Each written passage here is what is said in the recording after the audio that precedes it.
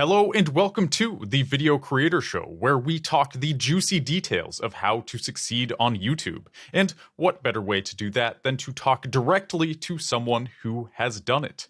Her channel is Tolulope Solutions, and she creates wholesome lifestyle content around her faith, marriage, and motherhood. From inception, her online presence has been more than numbers. It has been a way to share the big and little moments of her dynamic life. Today, I'll be speaking with her about how she built her channel to over 100,000 subscribers and over 20 million total channel views. But first, the Video Creator Show is brought to you by VidChops.com, an editing service that helps take the burden of editing off your back. Check out VidChops.com to see how you can save yourself tons of time and energy while taking your YouTube channel to the next level.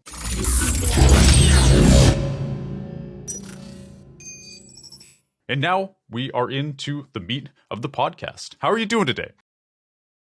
Hi, Grant. I'm very well. It's good to have you.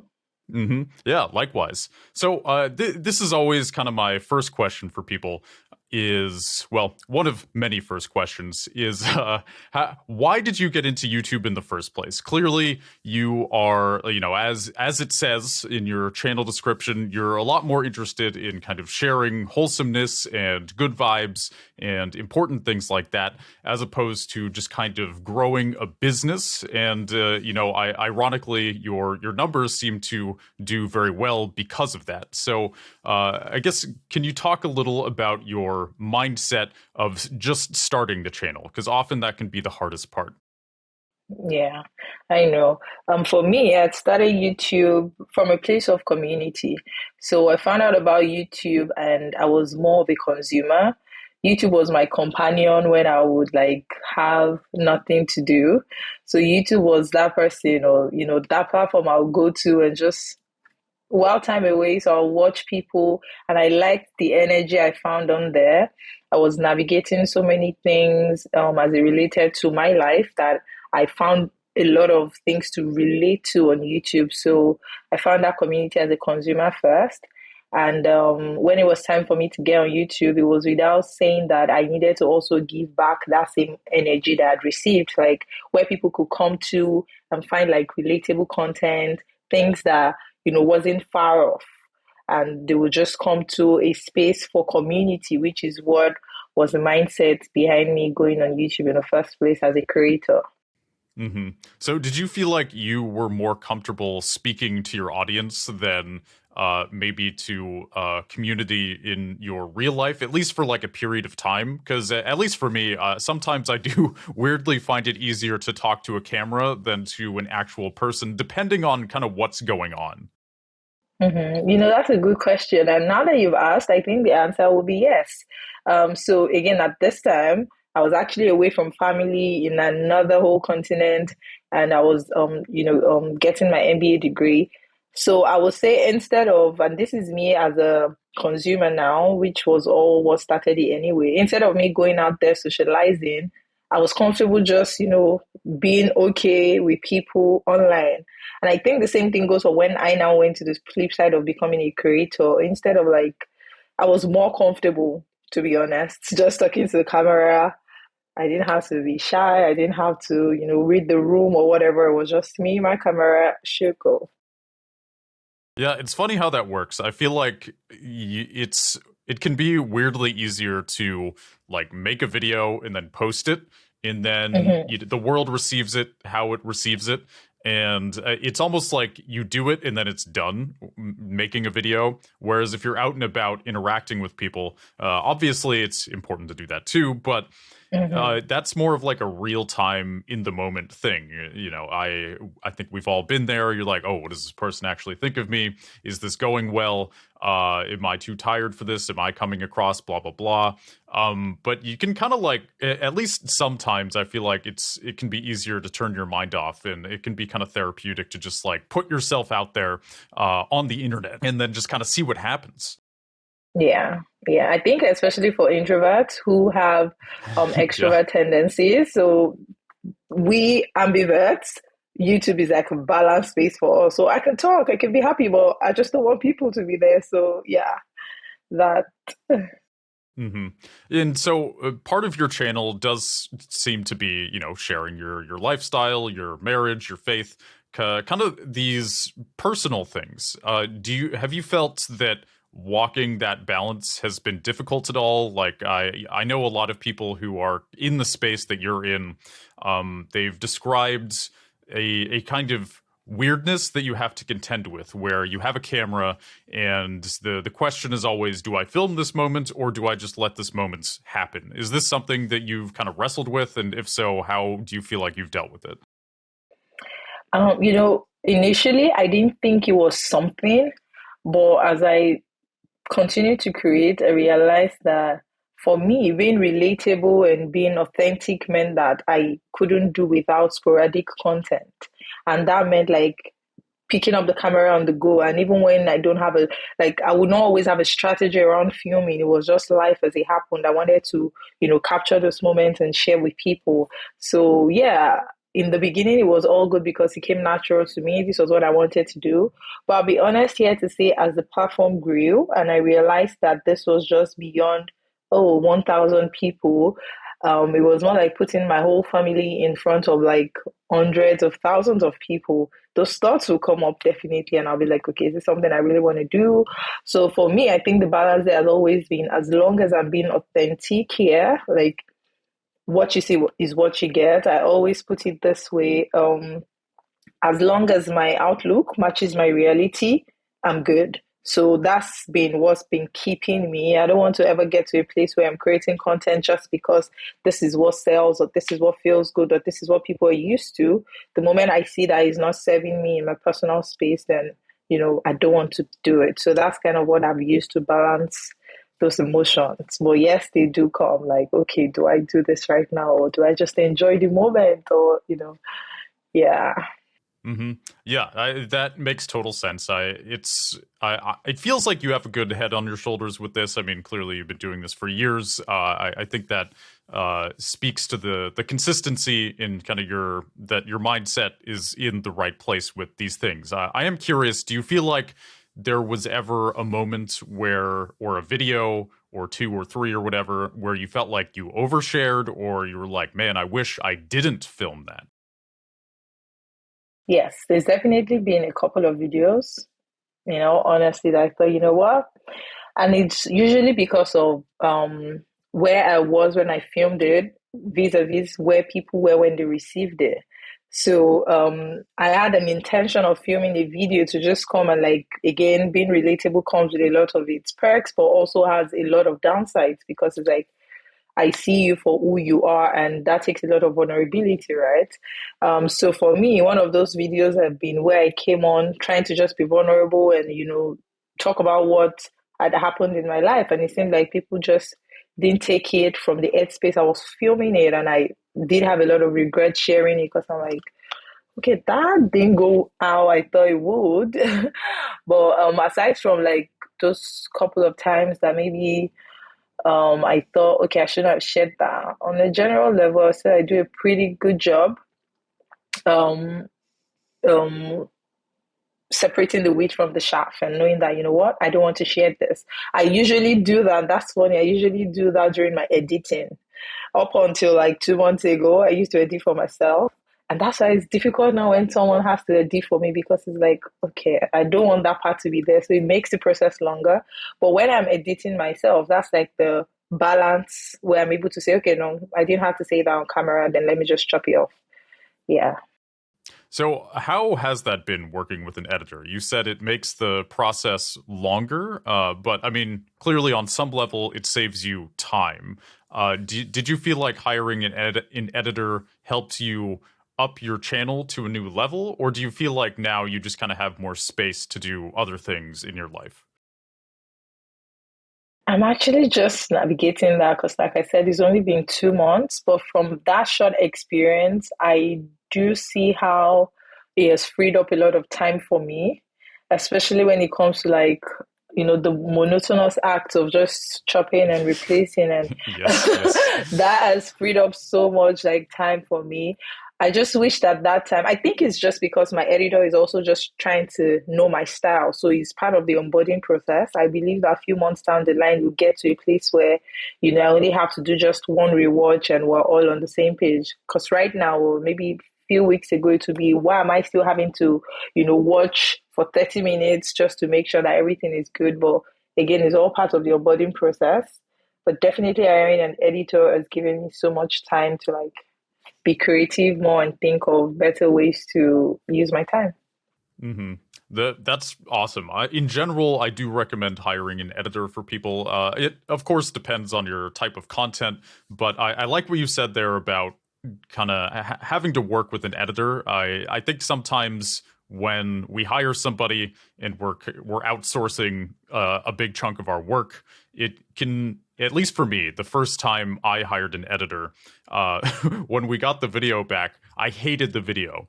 And then obviously we took some notes and sent it back to them. And then eventually the video got to where it was. But it can almost feel stressful to like see yourself in an edit of a video and then to not like how it looks, even though like, okay, I'll send it back, add some notes. Like there's like a certain amount of vulnerability, I think, of like putting your identity in somebody else's hands that and until you get comfortable working with this person and you kind of develop an artistic telepathic connection, however you want to put it, it can be it's growing pains essentially. Yeah, and I always, in the long run, I feel that it works out. It makes it easier to scale things up. You have more space in your life, and I would argue that even just having that extra time, even if you're not overtly putting it into your channel, Even I if you're think, sleeping. yeah, if you're sleeping, exactly, it lets you make better overall decisions and run things Yeah, better. It's healthier. yeah, hmm I totally agree with that. Totally. And so, like as the years have rolled on with this channel, do you feel like your process or like your goals have changed at all, or are they pretty much the same? I do find it interesting how, at least for me, I feel like my goals with 7 years on YouTube are much different now than they were when I started. So I'm curious what that looks like for you. In the spirit of transparency as well, honestly, I wouldn't sit here and say it hasn't changed. When I started YouTube, I knew YouTube wasn't a primary source of income for me. I knew YouTube wasn't like, what I was going to spend the whole of my days and hours doing. It was just, something I'm passionate about. Like I said, a community, taking me away from the real world. I still had a 9 to 5 job. I still had a business I was running. I wasn't in this continent I live right now. So for me, even though I was consistent, to be honest, I've been 100% consistent as I am now as I was when I, started back then. But that has changed now because this is what I do full time. Initially was something that took a while to sit well with me because I started to miss the escape that YouTube gave me from real world because YouTube now became whether or not you feel like it, you have to go. Now look for strategies around, brand positioning and, all those things that were not there when I was just sitting and talking and, I didn't think about it as a source of the income was there, but it was just, okay, whatever, by the way. But now it's like, okay, what are the goals for this year? What do you want to do? How many brands do you want to partner with? There's so much into it. And as much as I'm still very grateful to be doing what I love for money, I can't deny that it has come with a lot of stress and that difference like you asked is definitely there. I definitely see it every day because again, YouTube in my life is now something that has taken, steps ahead in terms of source of income and other stuff. So yeah. hmm So I'm glad you talked about YouTube being full time and it essentially being a job. Even if you don't feel like showing up, it's a job, so there's an expectation or a need to post a video, especially because your livelihood depends on it. What does a day in the life for you look like now? I always find it interesting to look at the before and after picture of YouTube. You said you had a 9 to 5 job and were running a business, and then YouTube comes into your life. You're well into that YouTube journey now. What does a day in the life look like for you now that you have this kind of freedom job, as people tend to think of it, though that is clearly an Yeah. oversimplification? Yeah, okay. So for me, I don't think much has changed in terms of where I'm channeling my energy. I always believe in batch shooting. I've been doing that since that was the only way I could do it even back then. And even now, I still do a lot of batch shooting. However, instead of going to my day job or whatever, I'm still behind the scenes. Like I said, up until recently, I will still have to edit on some days. Up until recently, I will still have to do a lot of graphic work. But even now that I've kind of outsourced some things, I'm still doing the admin work that are like finances related. And at this point in my life as well, brand collaboration is now on a bigger scale for me than it was back then. Like I'm in a country that understands brand collaboration like way better. So I have to respond to emails upon emails, things I didn't used to do back then. So I'll say a day in my life is not defined, but it's always still busy doing all the other aspects of this employment that I've found myself in. And it's never ending. I tell you, there's a never ending to do list. Because even when I'm not responding to emails, now I have to think about all the videos I need to film. I have to sometimes watch other videos for inspiration and things like that. It's just a never ending loop of, what to do. But no day looks the same for me. I usually shoot and film about like 2 to 3 days a week. Other days, the other 2 to 3 days, I'm just like behind the scenes working and stuff. So yeah. Hmm. Yeah, I like what you said. No day looks the same. And I think that can either be appealing to people or terrifying. For me, I find it appealing. Especially like I can be kind of moody. Some days I'm ready to go. I'm down to work. I have plenty of energy. Other days I feel totally the opposite. I think there's a lot of people out there who everybody has good and bad days, but they're more emotionally consistent or something. And I think for someone like Yeah. that, a more normal job is fitting. Whereas YouTube, every day being different and having control over your own schedule, it kind of allows you to. Some days I may be in the mood to answer emails, and other days I'm not at all. And then I can focus on editing or filming, or there's like there's enough aspects to it where I can shift my focus depending on my weird shifty mood that day. Has that been a relief for you? Yes, I won't lie about that. The flexibility, I love it. Because there are also days that, you know what, I'm not going to do anything today. I just want to lay in my bed because I don't even feel up to Yes. it. So definitely, I love that flexibility about it for sure. Hmm. Yeah, that could be huge too. Like the laying in bed days, man, I've had plenty of those. But the next day I find like, okay, maybe I'm not 100% or anything, but I had my day to do nothing. And I feel like there's like a gratefulness uh, that I developed from that. It's like Wednesday. I don't feel like doing anything, so I won't.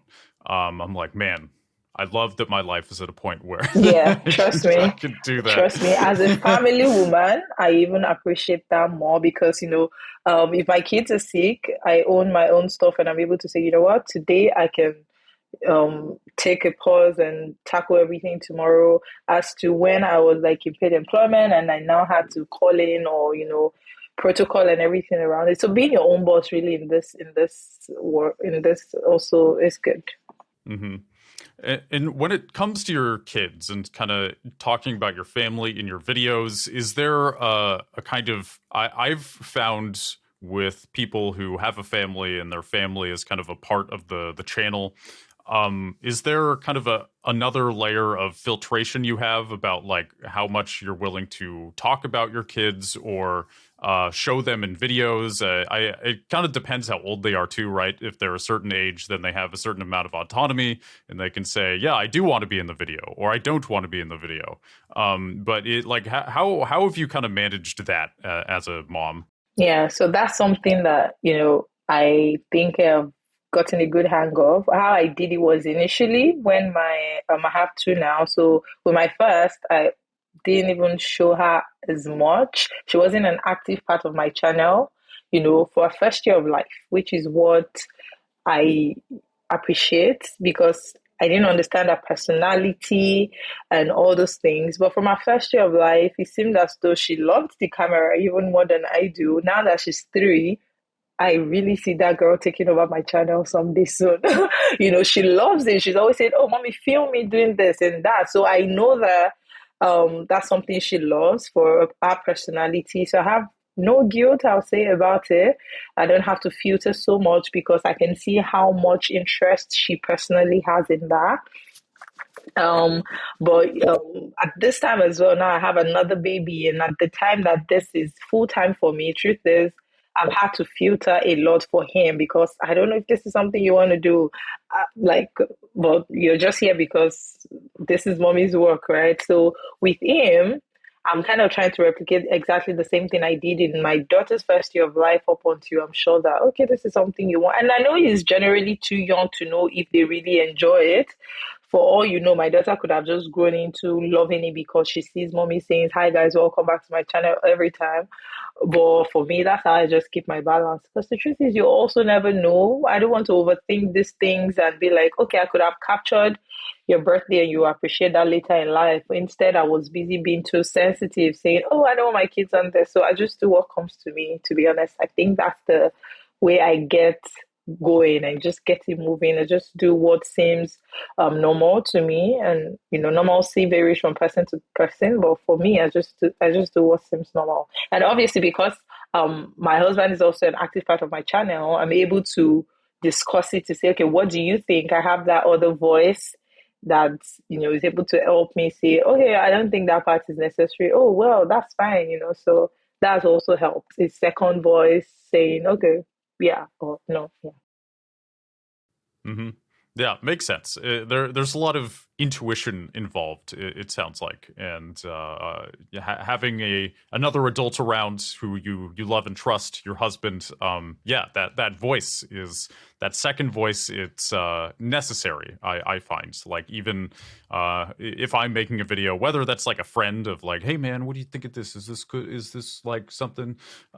It's good to kind of bounce ideas off.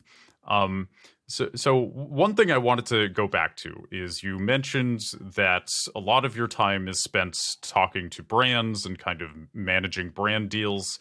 Can you talk about your process of acquiring brand deals, deciding how much you want for a brand deal, and kind of what goes into that big part of your business? Mm. Okay, so I think for me, when I started really leaning into the brand deal aspect of it was I'd done call it a business plan about the brand influencing market and industry in North America, right?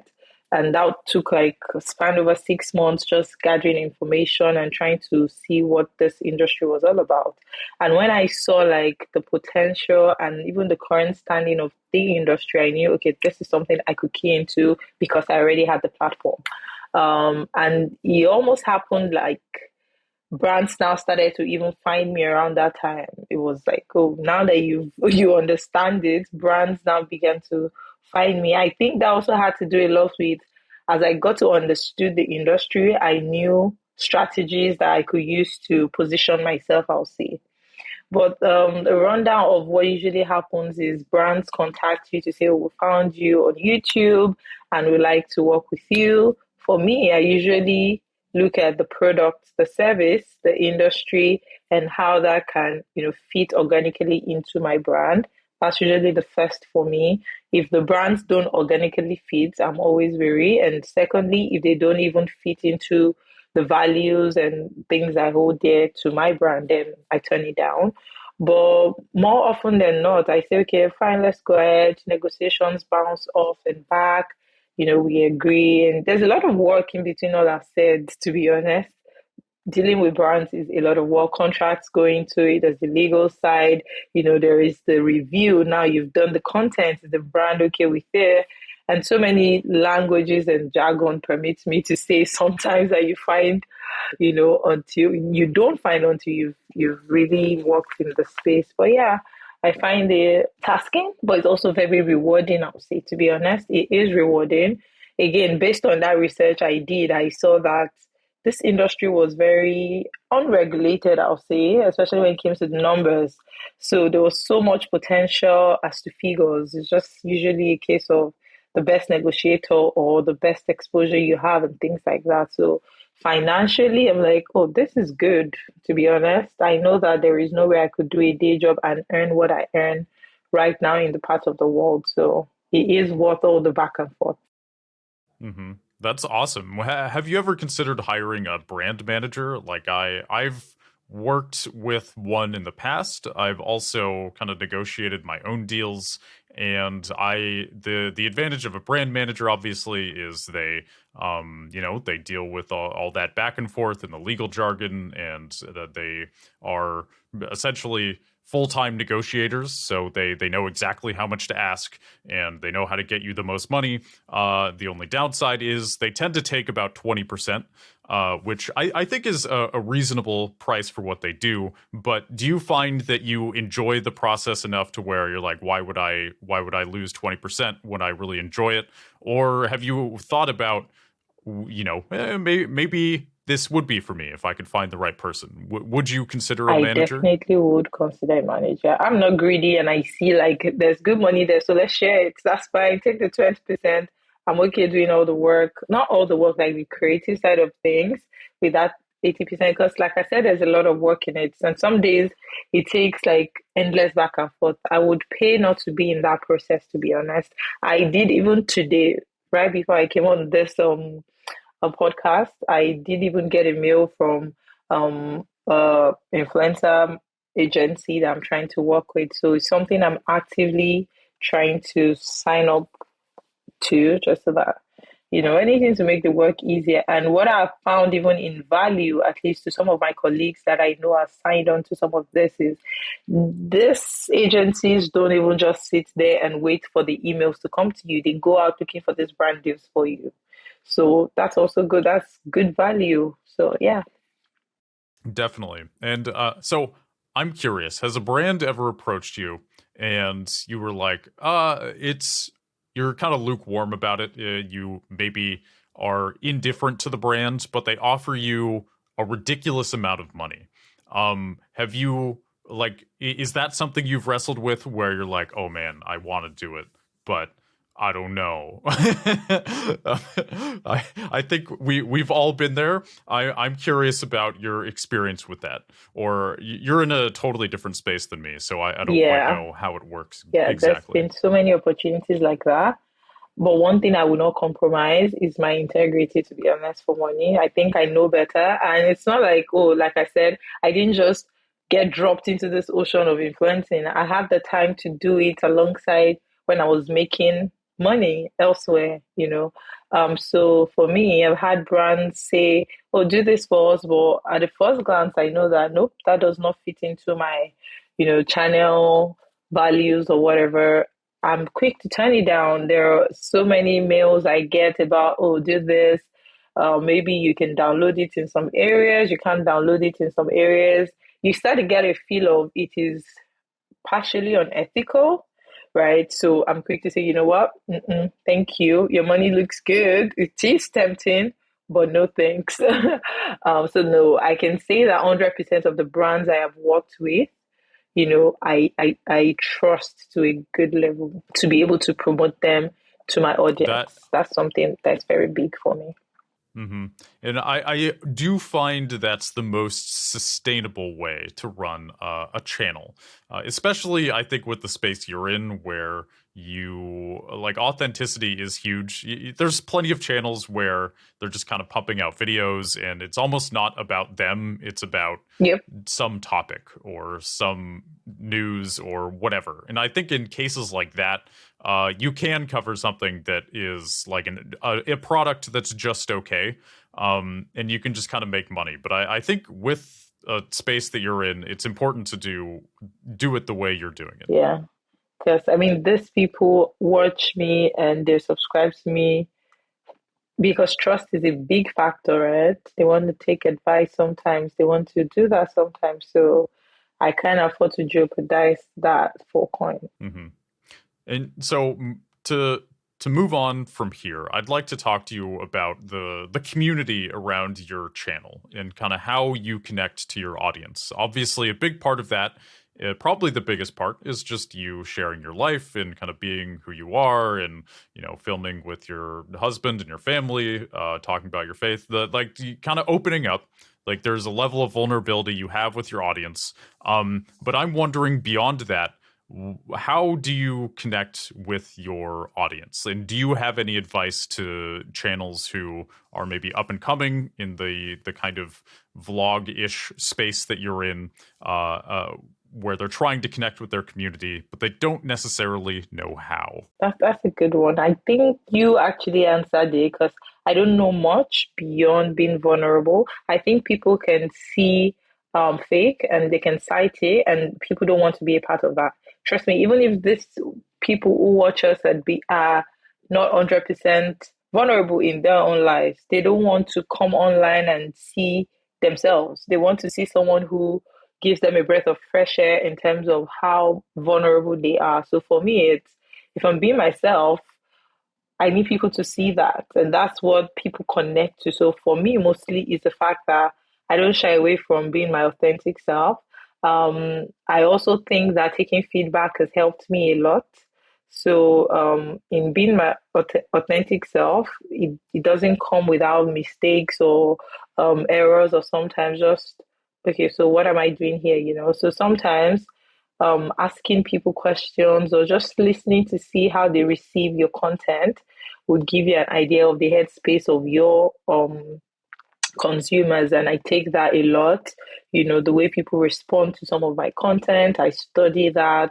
I take actual feedback. I ask for feedback, in my vlogs and things like that. And again, which something that has a lot to do with vulnerability is, and this is personal, I don't mind sharing intimate parts of my life again with my audience, because for me, I know that there's somebody who can connect with this.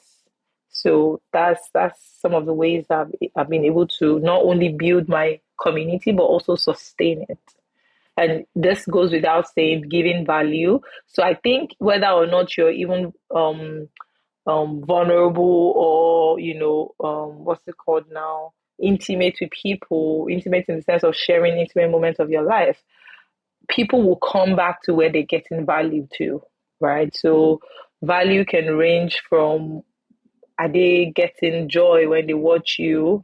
Are they learning something? And for me, that also has a lot to do with the faith part of what I share, the values that I hold there and I talk about. So people see a lot of value in that.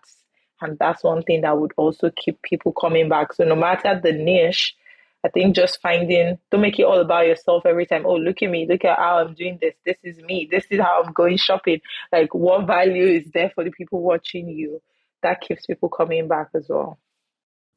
Hmm. For sure. And like, did you ever feel like you almost fell into that trap, or maybe temporarily did?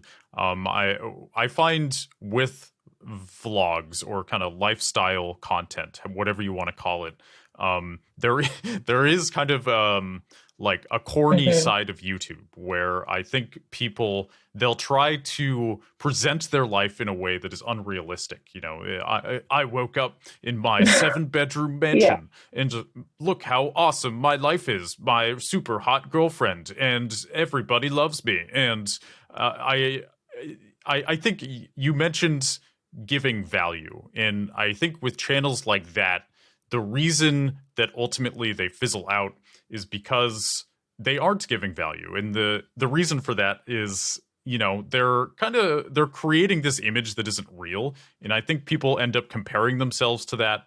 And that makes them feel bad kind of ultimately. Whereas if you're more Mm-hmm. open like you are, would you say that that's kind of where the value comes from? Where because you're more realistic, you're able to, I think people can Yeah. relate to you better. I think is really Yeah, the right key before you here. mentioned, oh, it makes people sad about their lives. I was going to actually say that, like, and that's because I think some creators don't even weigh the impact of what they're doing against the real world. YouTube can have you in this bubble of, oh, I'm the thing, people are watching me, I'm the it girl and stuff like that. If you don't pause to weigh it against the reality of a lot of people watching you, then in a matter of time they will lose interest in whatever you have to say because it's like, okay, this dude, you're making me depressed every time, right? So definitely for me, it's that. But you know what's funny? I did see a faceless channel recently, a lot of them, and I was going through the comments and I saw where someone said, you know what, your channel has healed me of depression. And the only thing this lady does is just shows like a homemaking skills, so all this ASMR kind of things people can still find themselves in that. I'll be honest with you. The day I watched that video, I made my egg style the way she made it. That's value for me, in some form of way, even though I didn't see the face behind it. So back to what I said, value doesn't mean, oh, you have to even find something in my life that you can relate to. It can even be something in what I do that gives you value, And I think it's not far fetched. It just happens that when people are self involved, it's difficult to see that I could actually give value in this way. And for me, sometimes the value is even in making people laugh. There's a reason people go and pay thousands to watch a comedy show and stuff like that, right? So if part of your content is even, okay, I'm just going to make you laugh, I'm entertaining, you're showing you the fun side of my family that will make you laugh, whether or not you find that relatable, that's something too. That's still some form of value. But whatever you do is important. You just give value in one way or the other. Hmm. Definitely. And it seems like you spend a decent amount of energy reading comments on your channel. And I think you've clearly cultivated a wholesome community. I am curious. I Do you feel like sometimes you have to deal with negative comments where you almost have to decide, is this constructive criticism or is this somebody being toxic? um is this something you've had to kind of wrestle with? I feel like all YouTubers have had to deal with bad, mean comments, but I'm curious, like, how you deal with them, how often you deal with them, and how much do they affect you, or how much do you Mhm. even think about them? So answer the last question first. Definitely do not even think about comments that are obviously from a, pure criticism point of view. You don't even want to correct me in love. You're not trying to pass a message across. You're just out here. And you can tell, especially for me, I'm very discerning. My instincts are like very alive. So I can already tell by just reading those few lines that, girl, bye. And what I do is I block comments like that. Like I block the user, I hide the user from my channel. I'm very quick to use my block buttons because I like to preserve the positive energy, not only for myself, but even for my community. Now, shout out to Team Solutions, to people that watch me. I have a very strong community to that. Sometimes I find that if I don't even take out those comments, a lot of my um, viewers who can already also sense the hate or whatever in that comment tend to fight back, right? And then it leads to like a long thread of back and forth. And I don't want that in my comment section. So that's one of the reasons I even also block it and delete it. I'm like, okay, I gave you the chance to watch me. That's why you can say that.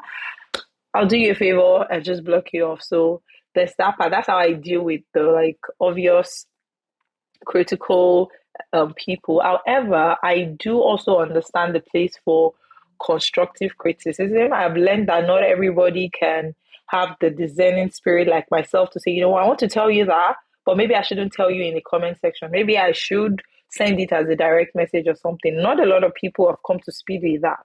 but in the way and tone it is passed across, I can tell that, okay, this person probably just wants to point my attention to this thing.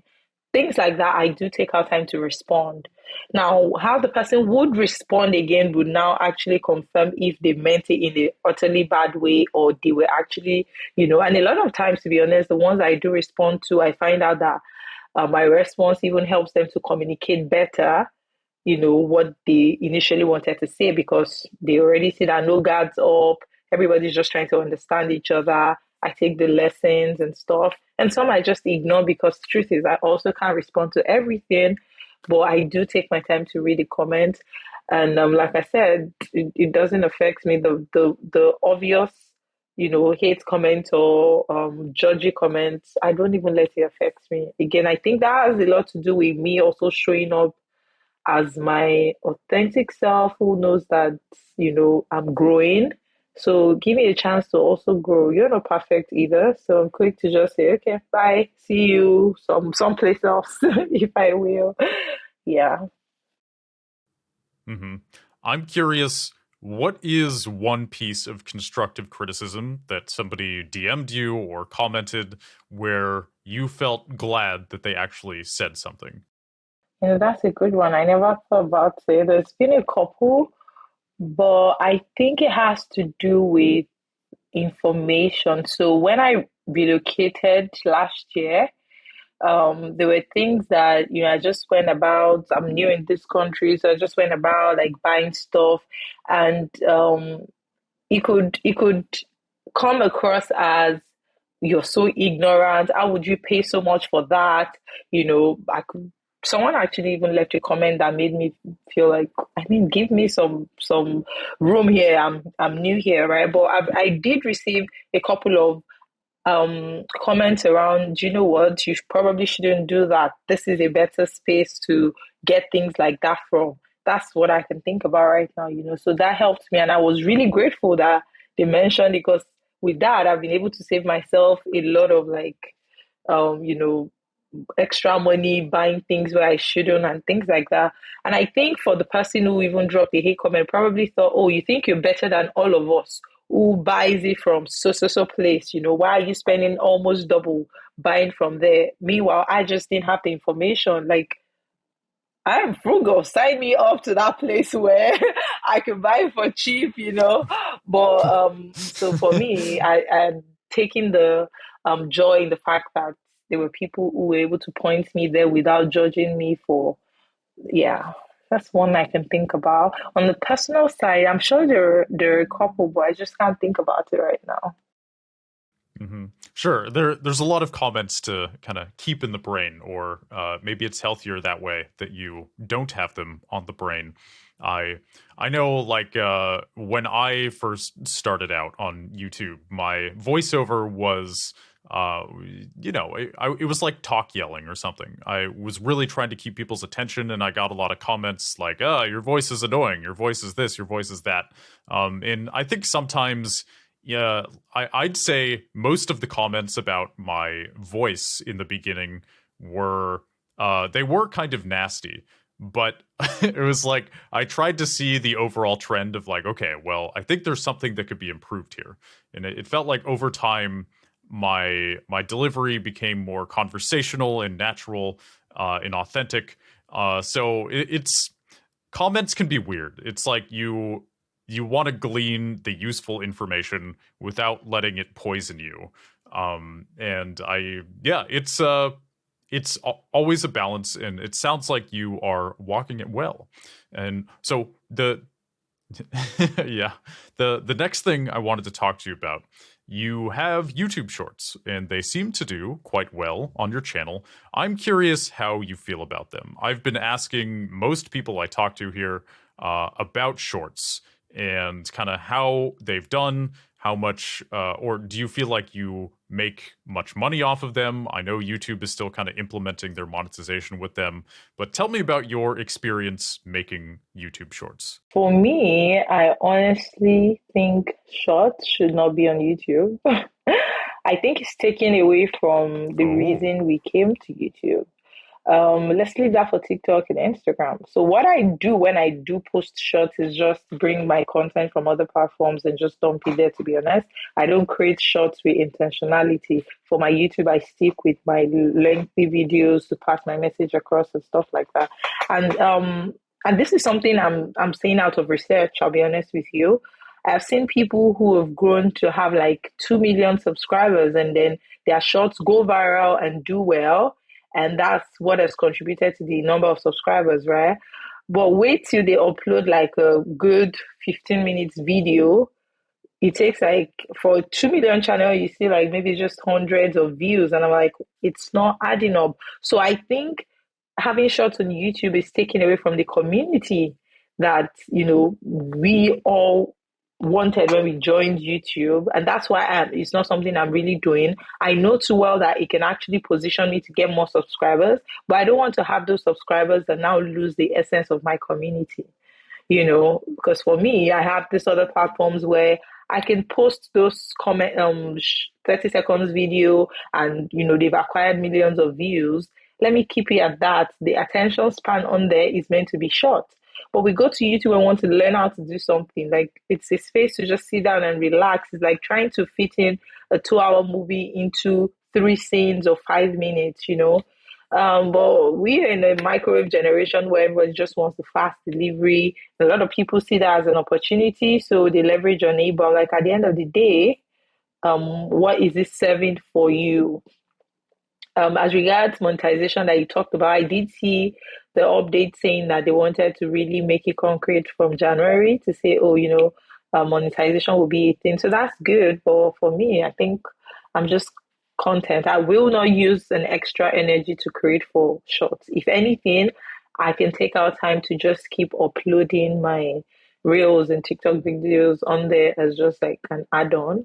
But I also just don't want people to be used to that 30 seconds of my life that they are no more interested in what I have to say when I want to talk to them for 30 minutes. Yeah. And for someone like me who has double like buy platforms is something I also struggle with because at the end of the day, I have common viewers or common audience across these two platforms that are major for me. So there's always that content creation strategy of okay, what do I say here? What do I say here? They've seen bits and pieces of this on Instagram. Would it make sense to still do a whole YouTube video about it? Right? But that's still easier to navigate because it's on two different platforms. So imagine bringing everything short and then the lengthy ones. I think it's just totally going to take away from my community, and I don't want to lose that. So, yeah. Mm-hmm. Yeah, I find shorts are really good at generating shallow attention. And that isn't necessarily a bad thing, but as you said, like you can end up getting a lot of subscribers who don't necessarily watch your longer form content. And like you shallow attention is not good for building a community.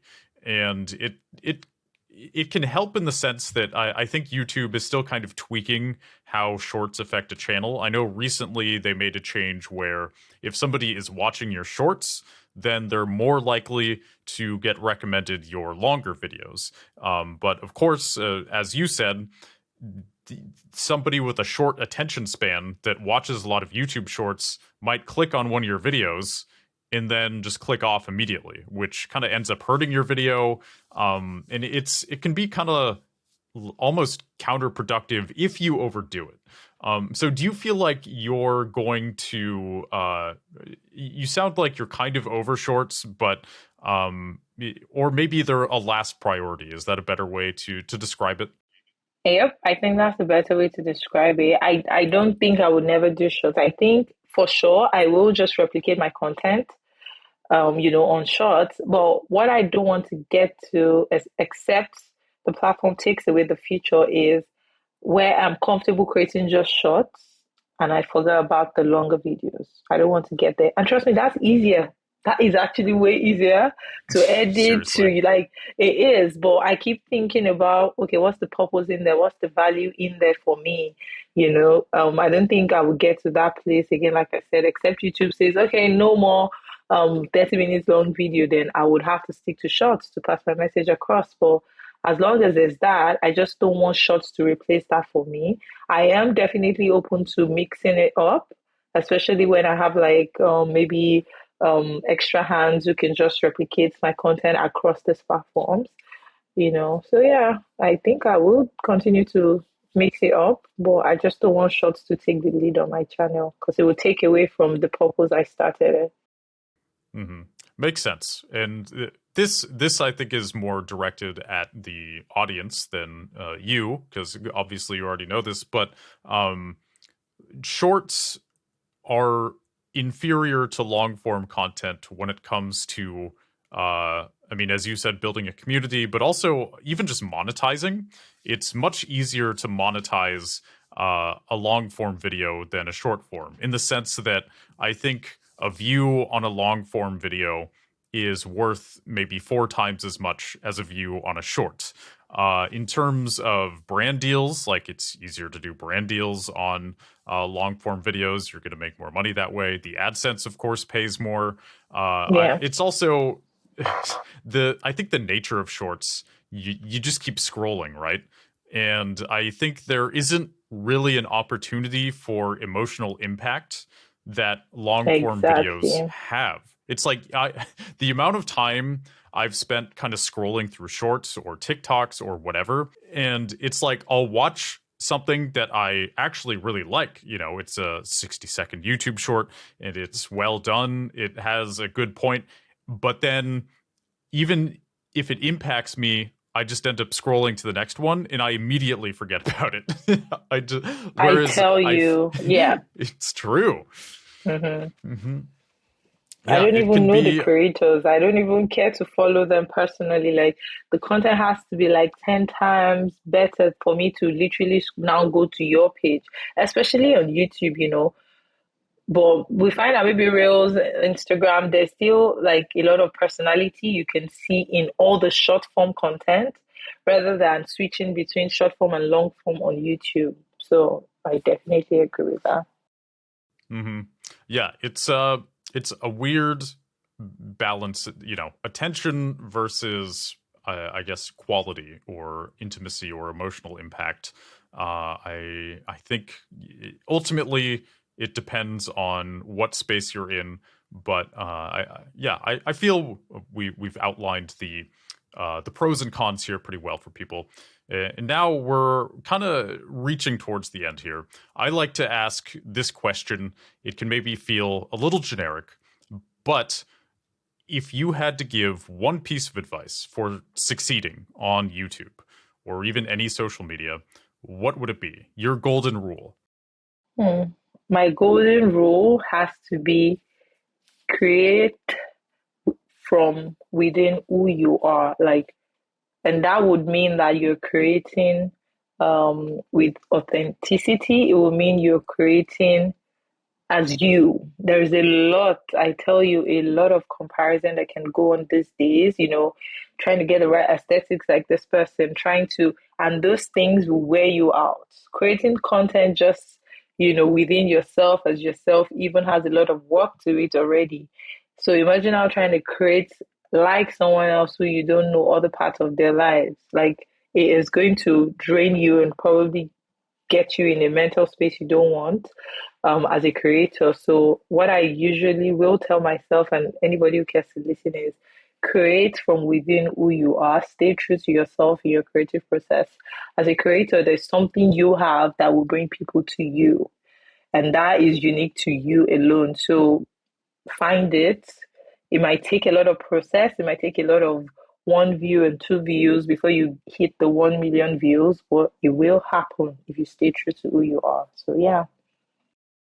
Yeah, staying true to who you are, it really lowers the resistance in the creative Hmm. process. If you're trying too hard to do something that you think is going to do well, but it's not true to you, man, it's going to be exhausting. And I feel like that is beautiful advice, and I wholeheartedly agree. At this point, why don't you tell people where they can find you? You know, your obviously your YouTube channel, your Instagram, any website, whatever it is. Be shameless. Tell people where they can find all your cool stuff. Oh, thank you, Grant. I'm on YouTube as Tolulope Solutions. The solutions part is really easy. The Tolulope is Tolulope. Tolulope Solutions. Same across Instagram. And my website as well is www.tolulopesolutions.com. I do have a coaching program tailored to YouTube specifically. It's a 4 session program, and you'll find that on my website alongside other, avenues that I use to just help people grow as well. And yeah, that's it. I'm also on TikTok, even though that's just picking up. But primarily, you find me on YouTube and Instagram, and my website is Tolulope Solution. There you have it, everybody. Tolulope Solutions. Thank you so much for joining me. I loved your perspective on things. I enjoyed talking to you, and I feel like you're really nailing it in the lifestyle space. It can be a competitive place to be, but you've been doing it well for many years, and I think your consistent success, it's a sign that you're really just doing it right. And I'm glad you're sticking to wholesomeness too. I think it could be hard to do, surprisingly, kind of as the Mm-hmm. years go on. Mm-hmm. There's a lot of temptations to be less authentic, Yep. to kind of chase short-term gratification, and it seems like you have been able to ward off those demons, so to speak. Yep. Thank you so much. hmm And with that, that's a wrap, people. Make sure to like, subscribe, follow whatever platform you're on so that you don't miss a single episode of the Video Creator Show. Thank you so much, everybody. I'll see you in the next one.